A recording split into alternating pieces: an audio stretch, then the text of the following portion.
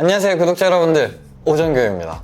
제가 지금 입에 입병이 나서 발음이 조금 안 될 텐데 좀 이해해주세요. 여튼 올해 사회적으로나 패션 쪽으로나 여러 좋지 못한 일들이 있었지만 우리의 시간은 언제나 그랬듯 흘러갑니다. 벌써 2025년의 1월도 반이 넘게 지나갔어요. 또 저는 이 흘러가는 시간에 맞게 25년도에도 구독자님들께 패션에 대해 도움이 될 수 있는 영상들을 많이 만들기 위해서 열심히 노력을 하고 공부를 하고 있습니다. 그래서 오늘은 제가 매 시즌마다 소개를 해드리는 컨텐츠인데 바로 올해 트렌드 분석이에요. 트렌드 분석이라는 게 제가 엄청난 전문가도 아니고, 그리고 각자 이 컬렉션을 보면서 해석하는 게 다 다르다 보니까 오늘 제가 트렌드 분석하는 것도 재미로 봐주시면 좋을 것 같아요. 다만 제가 컬렉션을 계속 분석을 하면서 눈에 정말 딱 띄는 부분들만 말씀을 드리고, 그리고 해외 트렌드는 어쩔 수 없이 국내 트렌드에 어느 정도 반영이 되다 보니까 얼추 맞으실 거예요. 그래서 재미로 그리고 참고용으로 봐주시면 좋을 것 같고요. 그럼 2025년도 트렌드 분석 한번 시작해 보도록 하겠습니다.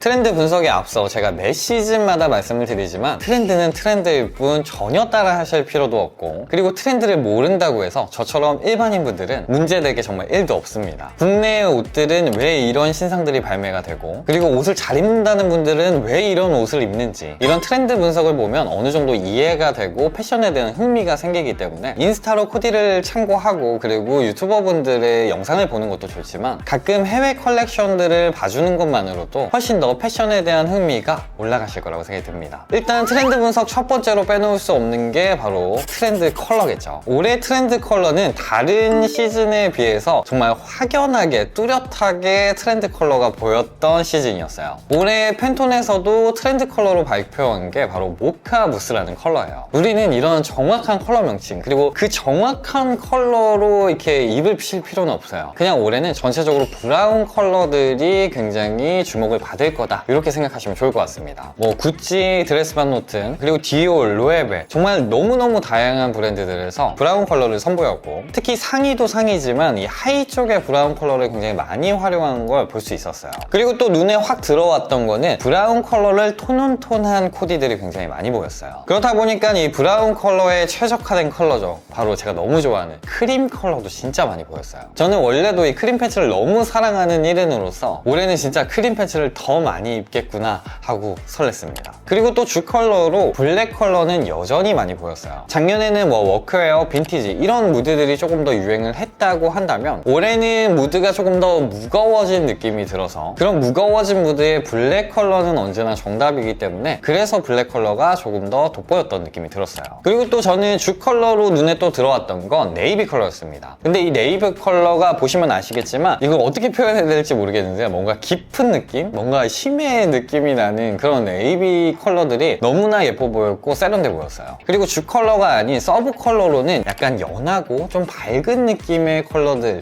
그런 포인트 컬러들이 많이 보였습니다. 꼼데가르송이나 알마니처럼 이런 연한 핑크색도 많이 보였고, 그리고 루이비통이나 겐조처럼 그린 컬러를 활용한 컬렉션도 굉장히 많이 보였어요. 이렇게 올해 제가 생각하는 트렌드 컬러들을 한번 알아봤고, 이젠 제가 많은 컬렉션들을 보면서 공통적으로 보였던 그런 트렌드들, 그리고 제가 생각할 때 굉장히 괜찮다라고 생각하는 그런 트렌드들을 한번 분석을 해볼게요. 올해 트렌드 분석을 하면서 가장 눈에 띄었던 부분 첫 번째는 바로 화려한 패턴이었습니다. 컬렉션이라는 게 실용적인 부분보단 사실 예술성이 좀 많이 들어가다 보니까 원래도 조금 화려한 패턴들은 많기는 했었어요. 다만 올해는 유독 정말 눈에 띌 정도로 화려한 패턴들이 많이 보였습니다. 루이비통, 알마니, 언더커버 등 화려한 패턴들을 가진 옷들이 굉장히 많이 보였어요. 특히 스트라이프 패턴도 너무 많이 보였고, 또 정적인 것만 좋아하는 제가 이런 화려한 패턴들을 보니까 굉장히 예뻐 보이더라고요. 그리고 이런 좀 과도하게 화려한 패턴들은 일반적으로 활용하기 조금 어려울 수도 있기 때문에 스트라이프 패턴 정도로 한번 포인트를 줘보는 것도 올해에는 굉장히 좋을 거라고 생각이 들어요. 그리고 두 번째는 바로 스카프 포인트였습니다. 이번 컬렉션을 보면서 굉장히 놀랐어요. 정말 많은 브랜드에서 스카프를 들고 나왔습니다. 뭐 보시면 뭐 생로랑 에르메스, 주니아 등 다양한 브랜드에서 이렇게 스카프로 포인트를 주고 있어요. 저는 개인적으로 개인적으로 이 스카프는 정말 치트키 같은 아이템이라고 생각을 해요. 꼭 목에만 걸 필요 없이 손목에다가 해줘도 되고, 그리고 가방에다가 해줘도 되고, 이 스카프를 걸 수 있는 부분들이라면 다 코디에 포인트를 줄 수 있는 아이템이기 때문에 저는 봄과 여름 그리고 가을에도 치트키 같은 아이템으로 소화할 수 있는 그런 아이템이라고 생각을 합니다. 그리고 다음 트렌드 포인트는 바로 넥 포인트였어요. 올해 컬렉션에서 저는 눈에 딱 띄었던 게 굉장히 넥이 다양해졌다는 생각이 들었습니다. 우리가 생각했을 때 넥이라고 하면 뭐 라운드 넥, V넥, 그리고 카라 넥 정도로 생각을 하실 텐데 넥 부분을 정말 평범하게 두는 경우가 없었고, 특히 논카라나 차이나 카라들이 굉장히 많이 보였어요. 그리고 그런 자켓들이 왜 이렇게 깔끔해 보이고 이뻐 보이는지 저도 올해는 좀 논카라의 자켓들 많이 구입해볼 예정입니다. 이제 봄과 여름이 되면 사실 포인트를 둘 곳들이 계속해서 없어지다 보니까 이렇게 4개 포인트를 줄 수 있는 부분들도 굉장히 중요해서 올해는 넥 포인트 진짜 열심히 보시면 좋을 것 같습니다. 그리고 네 번째는 바로 크롭 팬츠였어요. 사실 전체적인 컬렉션 구성은 아직도 와이드한 실루엣이 대세였어요. 다만 재작년, 작년부터 바지핏이 계속해서 작아지는 것도 볼 수가 있었고, 특히 올해는 유독 크롭한 팬츠들이 저는 눈에 띄었어요. 언더커버, 주냐모와 에르메스 등 상당히 깔끔한 기장감의 팬츠들을 선보였고, 저는 그걸 보면서 굉장히 가슴이 두근두근했습니다. 저는 원래부터 크롭한 팬츠의 매니아인데 이렇게 컬렉션에서 많이 나와가지고 다시 이 크롭 팬츠들이 좀 사랑을 받는 그런 시기가 왔으면 좋겠어요. 그리고 다음 트렌드 5번째는 니트 베스트였습니다. 이 니트 베스트는 봄과 여름 포인트를 둘 곳이 없는 그런 코디들의 포인트를 주기에도 굉장히 좋은 아이템이기도 하고, 그리고 니트 베스트가 여름용으로 많이 나오다 보니까 뭐 입는다고 해서 여름에 엄청 덥다거나 그런 아이템도 아니기 때문에 제가 니트 베스트는 진짜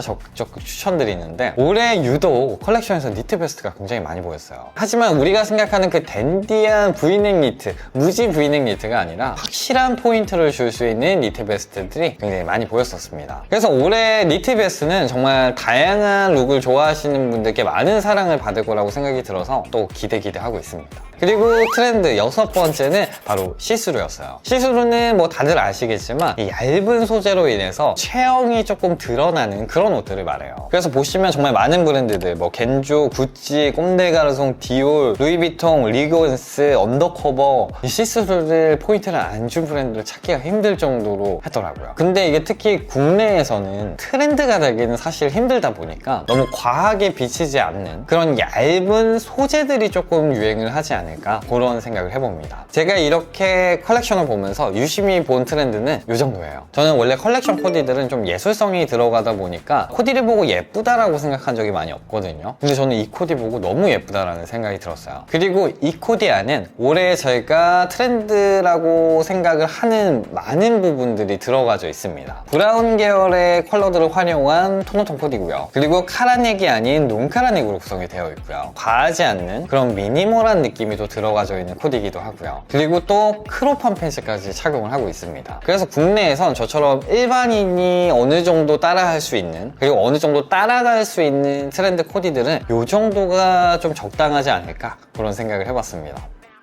네, 오늘은 이렇게 제가 매 시즌마다 준비하는 패션 트렌드 분석을 한번 해봤는데요. 인트로 때도 말씀드렸지만 이건 그냥 제가 해석하고 제가 바라보는 시점일 뿐, 정답도 아니고, 그리고 정답이라고 해서 무조건 따라가실 필요는 전혀 없습니다. 그저 이렇게 해외 다양한 브랜드의 옷들을 눈으로만 즐길 수 있다는 게 패션에 대한 흥미가 더 생길 수 있는 방법이니까요. 다들 심심하실 때 컬렉션 보시는 것도 너무나 추천드려요. 여튼 저는 이렇게 트렌드 분석을 바탕으로 또 2025년 도에도 도움이 되는 영상들 많이 만들 예정이니까요. 많이 보러 와주셨으면 좋겠습니다. 오늘 트렌드 분석은 여기까지고요. 패션의 답은 없습니다. 하지만 전 여러분들이 내일 더 멋져지시길 바랍니다. 그래서 패션 유튜버는 오정규입니다. 감사합니다.